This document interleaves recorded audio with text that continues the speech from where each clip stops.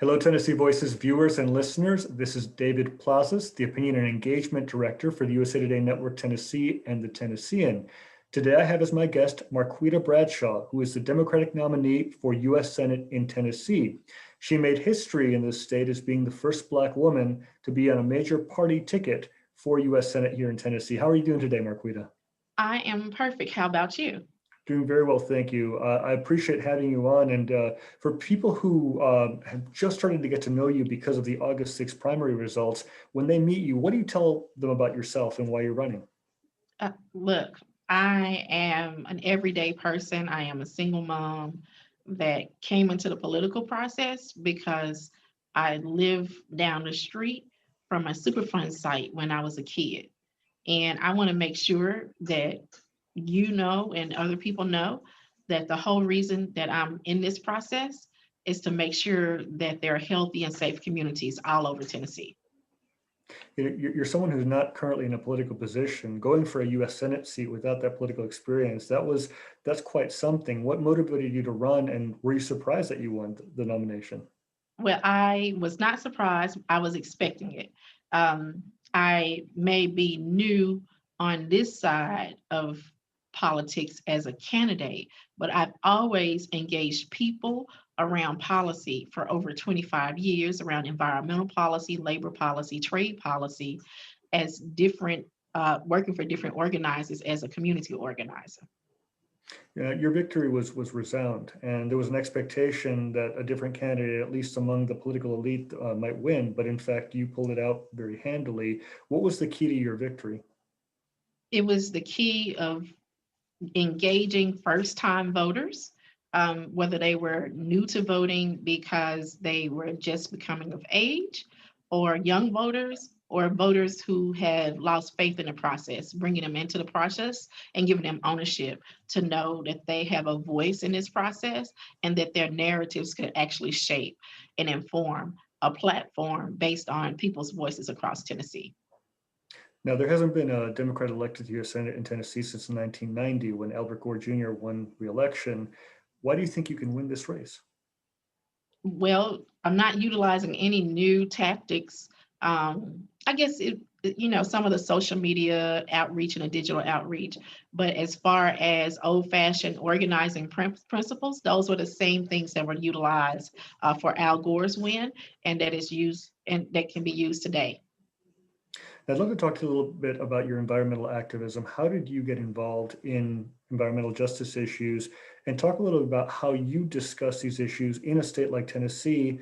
Some areas have been very skeptical about issues like climate change. How do you engage people in that conversation? Well, if we start, uh, some people don't believe in climate change, but they do understand what pollution is and that we have to deal with it directly. And in order to address climate change, you have to deal with pollution. And so I'm gonna back up a little bit from me being a candidate right now and how I got started. I was in my community. I had gave birth to my son. My great grandmother was dying of cancer, and we found out that we were down the street from a Superfund site because it was actually closing.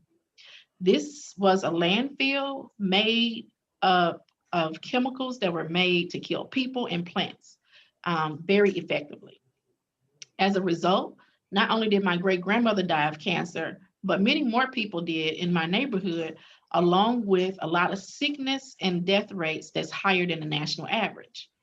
Now, my mom set an example of getting involved. She formed an organization called the Fence Depot Memphis Tennessee Concerned Citizens Committee, and it was an organization of teachers, administrators, small business owners, and elected officials that were in the area, that lived in that area. And what we were all looking for was transparency and accountability, not only in environmental laws, but also when it comes to elected leaders representing us on environmental issues. Now, I and my sisters and their friends, we got involved when we saw that the reproductive cancers were increasing among our young neighbors, 13 through 18, uterine, ovarian, testicular, and prostate cancer. And that was when we became more involved and we formed a group called Youth Terminating Pollution.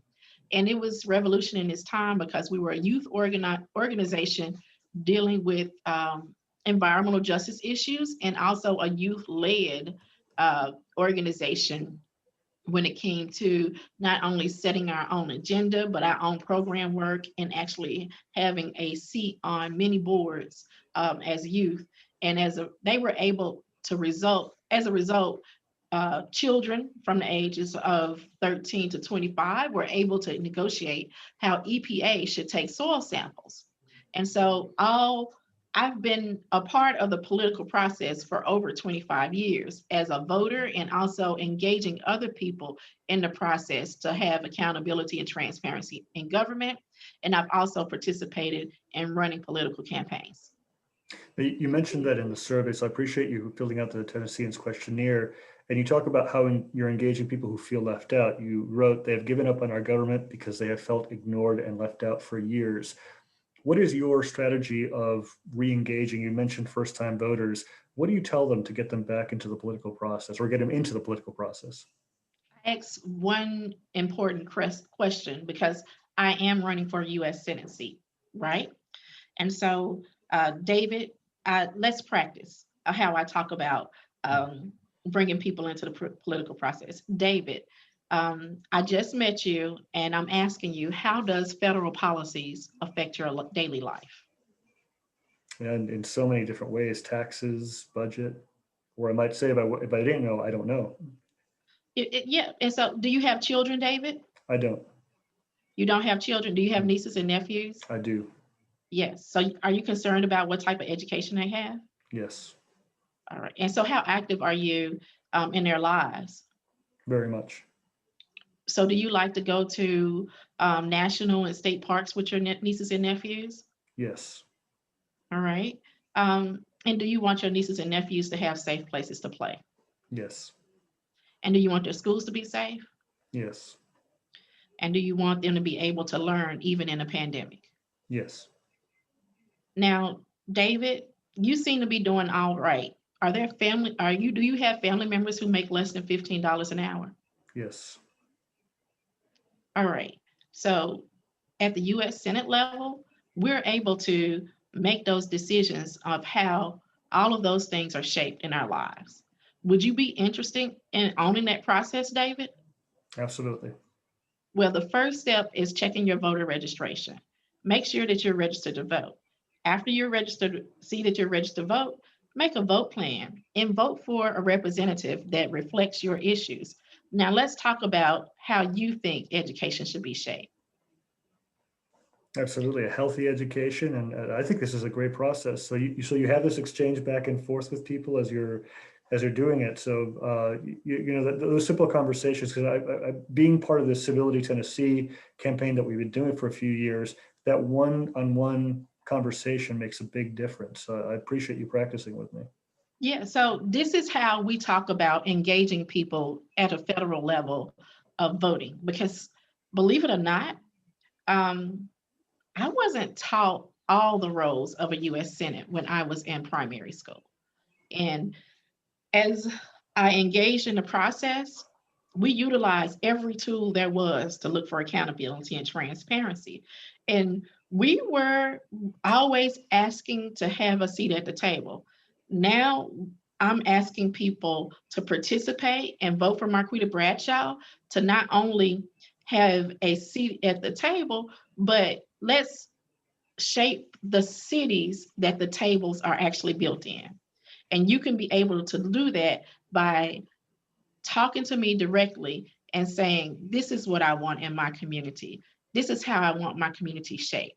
Because when you not only do your census, that is how the US senators actually appropriate funds for states and communities based on how people say that they want their community shaped. And I appreciate you say that, and especially since early voting is coming up, people definitely have to get their voting plan going and be civically engaged. I'd like to talk to you a little bit about your own experiences being a Black woman in Tennessee, because we're in a state that still is in a reckoning phase, and oftentimes a very aggressive one when it comes to racism, Confederate monuments. how do you ever engage in conversations about those issues with people, and how do you approach that? Well, first of all, that doesn't reflect all of Tennessee. We have a rich history of people who have worked uh, against, abolitionists. We have a rich history of Union generals that are not celebrated at the Capitol, that are African American, that fought for freedom. We have a rich history of inclusion in the state of Tennessee. But because of the few select people are in power right now and that the majority is not involved, it looks skewed. And so I'm telling people, look, that's not who we are. And if you want to be able to participate in this process, come with me so we can fix it. I appreciate you saying that, because there are such complex, rich histories across Tennessee. And while I'm not a native Tennessean like yourself, I've learned so much traveling back and forth between the different grand divisions from west to east. And this is one of the things that's been fascinating to me in studying Tennessee politics, is that for many years there was this really hard line between being an East Tennessean, a West Tennessean, and a Middle Tennessean. Do those conversations still exist in politics today, or how do they manifest? Well, when I start talking about my story and the loss of manufacturing jobs, and if you take the South Memphis part out of it and you stick it in rural Tennessee, some of them may have never got the manufacturing jobs, and the jobs that they did have actually left those communities, and they saw their small local economies disappear. They identify with that story, and so rural Tennessee, what's happening in rural Tennessee, the lack of health care, not being paid enough, is the same thing that's happening. So we're one Tennessee. And in order to move forward, where we have healthy and safe communities with healthcare, with high quality education, and a transition from pollution in the environment, because a lot of our economies here in Tennessee is based on pollution and pain. And so now we need to move forward to an economy that's built around working people and restoring our planet. One of the things that I've seen in the news releases that from your campaign is that you have a lot of people who are either endorsing you or who are sending support.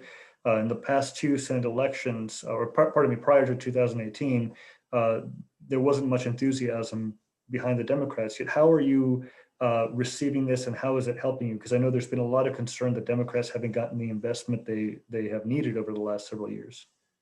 Well, it's showing that people not only across this state, but across the country understand that Tennessee is a battleground state, and that we're going to fight for this state, not only to win, but have true representation for hardworking families in the U.S. Senate.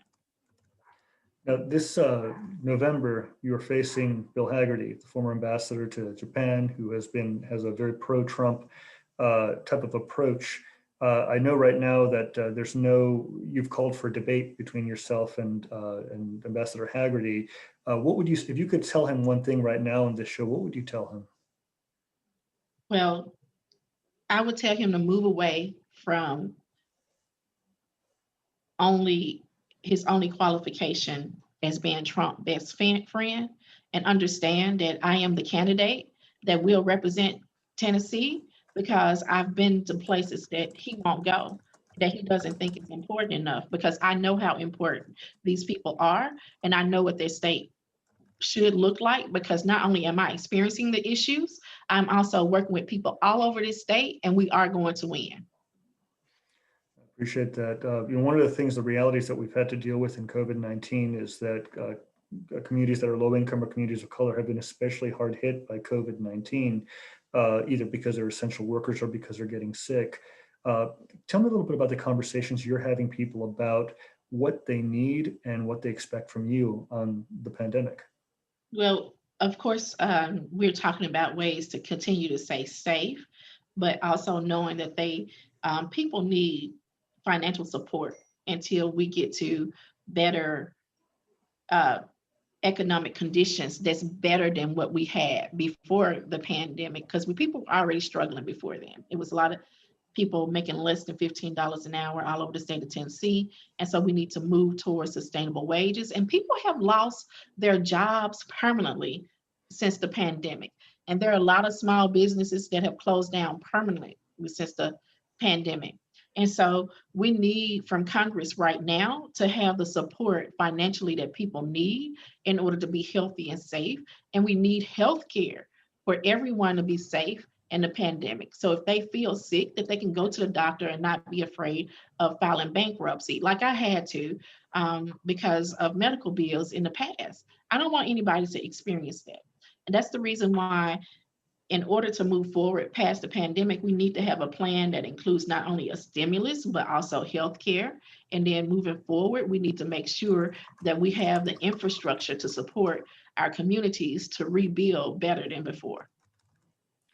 One of the big investments that has been talked about is the Green New Deal, and certainly Vice President Biden has been asked about it during his town hall this week on NBC. Could you talk about your approach toward what kind of big climate change solution? Because I will tell you this, that when I talk to younger voters and even younger people in my family, climate change is the number one issue on their mind. Talk about how you approach it in terms of how do you do it? How do you carry it out? Well, as December 2019, I was the first candidate that actually signed the Green New Deal pledge in the US Senate race. Our current leadership has failed Tennessee in this regard and sought to turn Tennessee into pretty much the world's garbage can for nuclear waste and also all other types of waste. And we just really need to move away from that whole economy and manufacturing based on pollution. As a fighter for environmental justice for all my life, I think and I know that since talking to people, you have to support the Green New Deal and its initiatives to usher in a new era of economic growth for Tennessee. Investing heavily in infrastructure and jobs and leaving our state such in a cleaner place is what we need for not only for our children for right now, but our future generations to come. Now, when you look at what needs to happen with corporations, we need to have environmental, social, and governance plans to rapidly remediate their waste and decrease environmental harm. We need to encourage corporations to move towards a zero waste or net zero waste and have a complete life cycle for their products. So you can have we can actually move from having waste altogether. We need to build or retrofit manufacturing plants, especially in fence line polluted communities that have lost manufacturing jobs over the last 4 decades. And right now, if we move to those new industries for greener, clean energy, fixing up our water delivery systems, fixing up our sewage system to be a closed loop system so it just won't dump waste into river streams and creeks and stuff. And also expanding broadband. These are the things that are in the Green New Deal that not only will build a better Tennessee, but continue us on the right path for the 21st century. So all the things that we're talking about is to really pretty much make our communities healthy and safe, making sure that we have a federal oversight of all the remediation of brownfields and Superfund sites and making sure that the polluters actually pay for the pollution and not taxpayers. And we also need to look at how health and our physical environment are so closely aligned together. People who are living in polluted communities do not have health care that can actually, or healthcare facilities that can actually diagnose environmental induced diseases. And so with the Green New Deal, we'll be able to build an infrastructure to make sure that we have healthy and safe communities all over Tennessee, where you don't have to have families that are forced to work in industries that pollute, because that's not what freedom looks like. If you have to go to a nuclear plant and you know that that nuclear waste is going into your community, and not only when you do retire, you have so many illnesses that you're not able to enjoy your years after working hard all your life. Or you drive by your neighborhood and you see a whole mountaintop blown off. Those are the type of industries that we are phasing out, and actually phasing in new learning opportunities, because that's where the educational piece comes in, where people can actually get skilled for the new technologies so they can have a just transition for the newer industries that's going to save our planet and our communities to make them healthy and safe. Well, thank you for that. And recently you made quite a splash, literally, when you jumped off a plane. Tell us all about why did you do that, and what's been the reaction?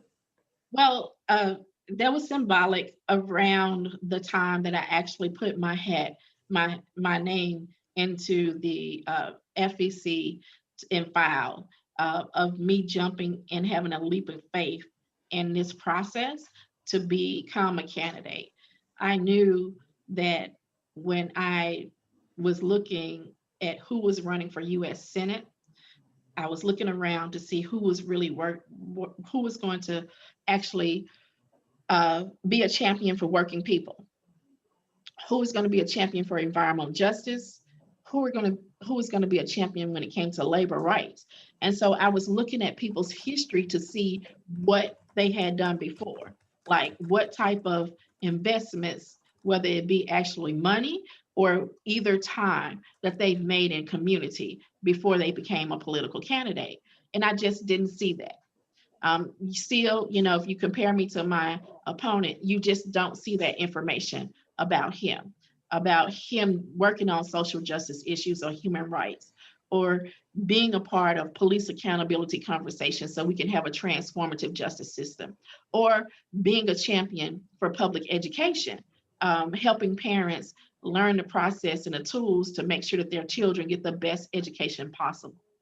And so those are some of the investments that I've made in my community for over 25 years of, and also I've been an unpaid volunteer around environmental justice, organizing in my community for over 25 years. And so I was looking for somebody that has proof of being a servant. And here I am.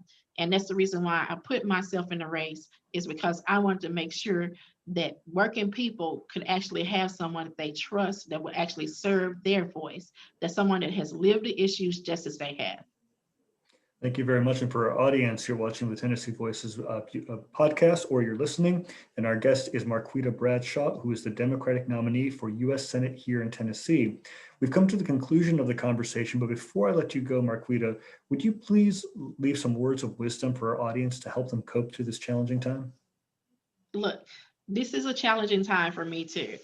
When I lost my job and was underemployed, I had to look for ways to continue to be able to do recreational activities, because I like to work out, I like to dance, and I like to have a sense of community.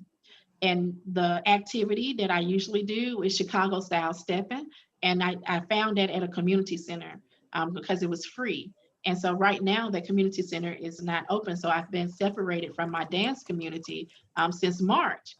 So I just want people to know that that it's challenging even for my family. But the way we get through it is together. And so we've been finding ways to find community through um, outdoor events and still making people safe, and also just using Zoom and a telephone to check in on people. And so how I get through is that I have a certain amount of time every day where I can call and check on my family and friends, and see what's going on in their lives, and give them encouragement as well as them giving me encouragement also. The best way to get through a challenging time is staying connected. And so finding those ways to stay connected is how we keep going forward and get past the pandemic and then make it better after it's gone. Marquita Bradshaw, thank you so much for your time. May you stay well and healthy. And thank you so much for being on the program. Thank you for having me, David.